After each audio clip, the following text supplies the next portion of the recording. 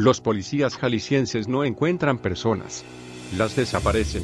En muchas de las desapariciones que ocurren en Jalisco, la entidad con mayor cantidad de casos después de Tamaulipas y el Estado de México, se ha denunciado la participación directa de policías municipales y estatales. Los familiares de las víctimas acuden a todas las instancias en busca de ayuda, fiscalías, Ministerio Público, Comisión Estatal de Derechos Humanos e incluso al gobernador, pero sus denuncias terminan por congelarse y ellos tienen que investigar personalmente, bajo amenazas veladas del personal de la Fiscalía Estatal. Las reclamaciones contra las autoridades estatales provienen hasta del extranjero. Guadalajara, Jal.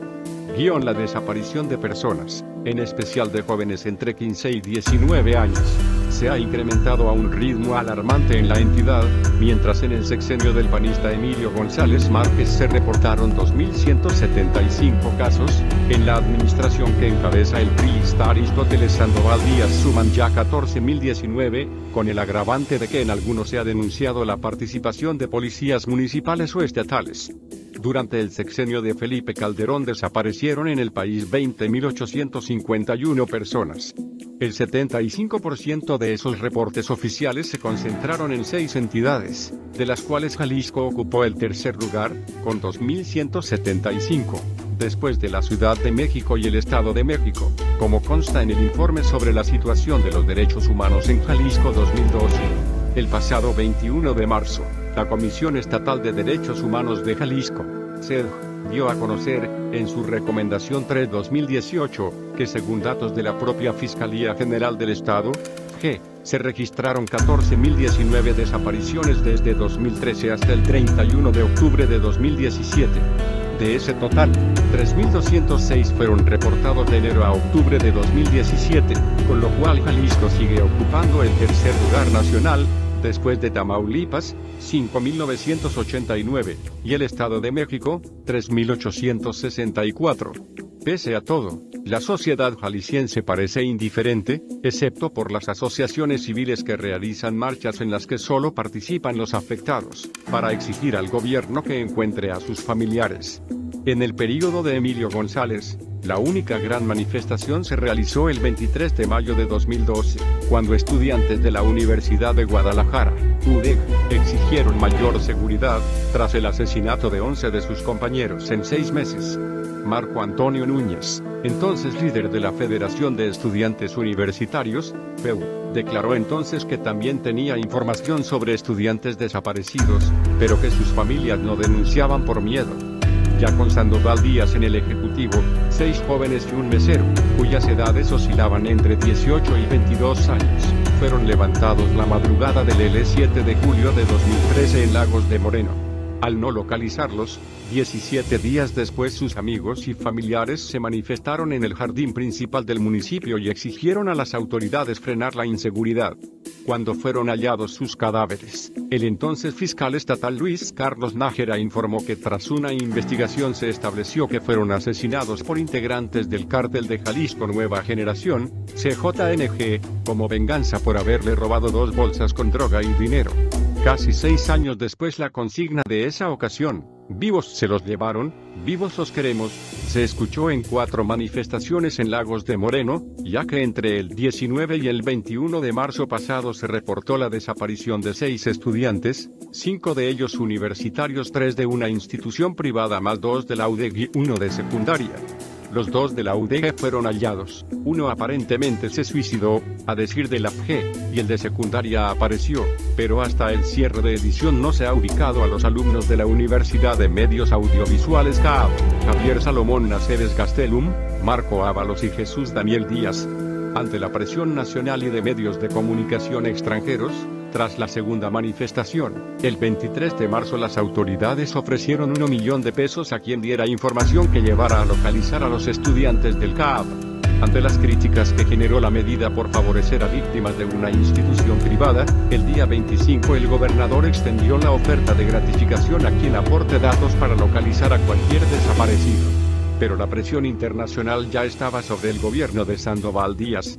El 31 de enero pasado, los italianos Raffaele Russo, de 60 años, su hijo Antonio, de 25, y su sobrino Vincenzo Sinmino, de 29, desaparecieron en el municipio de Tecalitlán.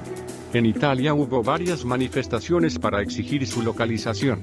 La más difundida se realizó el 17 de febrero, durante un partido de fútbol en la ciudad de Nápoles. Hasta el momento, las indagatorias en Jalisco apuntan hacia la presunta responsabilidad del líder del CJNG y la complicidad de policías municipales. El 23 de febrero pasado un centenar de personas, en su mayoría familiares de los veracruzanos Juan y José Ángel Melendres Luna, Juan José Santos Melendres y José Melendres Pineda, quienes desaparecieron el 1 de febrero en Autlán de Navarro, se manifestaron frente a la FGE. Los inconformes exigieron la aparición con vida de las víctimas y que se detuviera a los 5 policías municipales que bajaron a los veracruzanos del taxi, pues esa ocasión fue la última que se les vio. El mismo día la FGE informó de la detención de 5 policías de Autlán por estar implicados en la desaparición de los veracruzanos. Laberintos burocráticos de la FGE. Sonia Gómez Zúñiga busca a su hijo Jorge Eduardo Martínez Gómez, estudiante de negocios internacionales en el Centro Universitario de Ciencias Económico-Administrativas, CUSEA, de la UDEG, a quien policías estatales sacaron el sábado 20 de febrero de 2016, a las 15:30 horas, de su domicilio en la colonia Valdepeñas, en Zapopan. Eduardo tenía apenas 3 meses de rentar la vivienda, de la que subarrendaba 3 habitaciones a otros jóvenes. Se mudó para llegar más rápido al CUSEA. La mañana del domingo, el padre visitó a la señora Gómez sin avisar y le informó que 8 hombres armados, identificados como elementos de la FGE y que llegaron en camionetas RAM blancas, habían levantado a Lalo. Le relató que él y Eduardo habían regresado de pasear a su perro cuando, según recuerda Sonia, unas personas armadas los empujaron hacia dentro de la casa. Ahí había otro muchacho que tenía apenas 3 días viviendo en ella, al que mi hijo no conocía, y se los llevaron a ambos, además de un Cadillac modelo 2000 y sus pertenencias. El exmarido, que padecía de cáncer, no le avisó de inmediato a Sonia porque esperaba que liberaran pronto a Eduardo. Tan pronto se enteró Sonia, ella acudió a la FGE pero le aseguraron que su hijo no estaba ahí. Cuando la enviaron al área de desaparecidos recibió por WhatsApp el mensaje de un amigo de los jóvenes que subarrendaban las habitaciones. Decía saber quién se había llevado a su hijo y dónde lo tenían, pero le pedía de 50 a 100 mil pesos por la información. Personal de la FGE tomó el control de su celular y respondió. Acordaron reunirse con el informante en un centro comercial, a las 3 de la tarde. El plan de la FGE era que Sonia acudiera con agentes para detener al autor del mensaje y llevarlo a declarar. A punto de trasladarse al centro comercial, la entonces directora del área de desaparecidos de la FGE, Violeta Cristina Mesa, le indicó a la señora Gómez que el área de secuestros se encargaría del asunto. Ahí decidieron que no se presentara a la cita con quien decía tener información sobre Eduardo. Sonia y su exmarido regresaron con Mesa para informarle de la decisión del área de secuestros. La funcionaria llamó para que le tomaran la declaración a la señora, cuando el testigo de los hechos fue el padre de Eduardo. A él le tomaron declaración el lunes 22, mientras que la averiguación previa por el robo de auto no se abrió hasta el 24 de febrero. El vehículo tampoco ha aparecido. En secuestros le comentaron a Sonia que ellos no hacían investigaciones de campo, que atendían el caso porque así se los habían ordenado, y que si no había una llamada para pedir un rescate no iban a hacer nada, narra con dolor. A la tercera semana del levantón, la señora Gómez se puso en contacto con el entonces líder de la FEU, Alberto Galarza, el Rojo, quien por su cuenta de Twitter pidió a la comunidad universitaria que compartiera la foto de Eduardo por si alguien lo veía. En tanto, recuerda Sonia, me decían en la fiscalía que si yo hacía pública la situación iba a poner en riesgo la vida de mi hijo, que realmente no sabían si se trataba de un secuestro. Evidentemente no fue un secuestro, les dije, fue gente de la fiscalía. Les insistía en eso. Cuando se dio a conocer el caso, el entonces fiscal general Eduardo Almaguer la mandó llamar. El ahora aspirante a la alcaldía de Guadalajara le reveló que él dio la orden de que su caso fuera atendido por el área de secuestros, según él porque contaba con el mejor equipo de geolocalización y personal más capacitado. Almaguer llamó a los encargados de secuestros y desaparecidos para que colaboraran en la localización de Eduardo. Pero ninguna de las áreas interrogó al joven que decía saber quién tenía al estudiante. A la persona a la que el informante señaló de retener a la víctima, la mataron el 24 de septiembre de 2016. comenta Sonia. Y a finales de junio de 2017 falleció el padre de Eduardo, quien presenció los hechos. La averiguación fue turnada al área de extorsión con el visto bueno de Fausto Mancilla, actual fiscal regional. A principios del año pasado el expediente 12-2016, que se abrió en el área de secuestros, se envió a la Dirección de Desaparecidos. Si hubiera entrado a desaparecidos le hubiera tocado casi el 300, porque la mamá del otro muchacho que se llevaron junto con mi hijo sí puso su denuncia en desaparecidos y le dieron un número 270 y tantos, acota. Sonia Gómez está consciente de que la policía investigadora no se da abasto para localizar al gran número de desaparecidos, la FGE no tiene los recursos necesarios. Yo sé que a algunos elementos les falta voluntad, pero también les hace falta personal y recursos, no puede ser que no tengan para la gasolina. Ella también habló en abril del año pasado con Aristóteles Sandoval, quien le dio su número de celular y le dijo que una persona de la FGE le informaría sobre los avances de la investigación. Jamás me llamó, el gobernador, no me contestó ni una llamada. O sea que te dan la atención, pero realmente no te resuelven el problema. Es mentira, lamenta. Para colmo, dice, personal de la FGE le recomendó que ya no le moviera, no vaya a andar de revoltosa porque muy seguramente a los que se llevaron a su hijo no les va a gustar. Usted cuide a su hijito, cuídese. Eran consejos de prudencia, pero realmente era amedrentamiento oculto. Sonia acudió con un abogado de la Comisión Estatal de Atención a Víctimas, CEAPA, para consultar el expediente de su hijo, pero no se lo permitieron por su protección y sigilo. Posteriormente el Ministerio Público le advirtió que si llevaba al abogadillo de la CEAP no la atendería. En diciembre pasado la señora presentó una queja ante la CEDO, que ya presidía Alfonso Hernández Barrón, porque, confiesa, no teníamos mucha confianza en el anterior presidente. Presunta complicidad policíaca. Esa falta de coordinación policíaca y las amenazas veladas se repiten en otros casos, como el de Marta Leticia García, quien desde el 4 de agosto de 2017 busca a su hijo César Ulises Quintero García, de 19 años, quien fue visto por última vez en Ocotlán. Estudiaba en el Centro Universitario de la Ciénega, con sede en La Barca, donde vive su familia.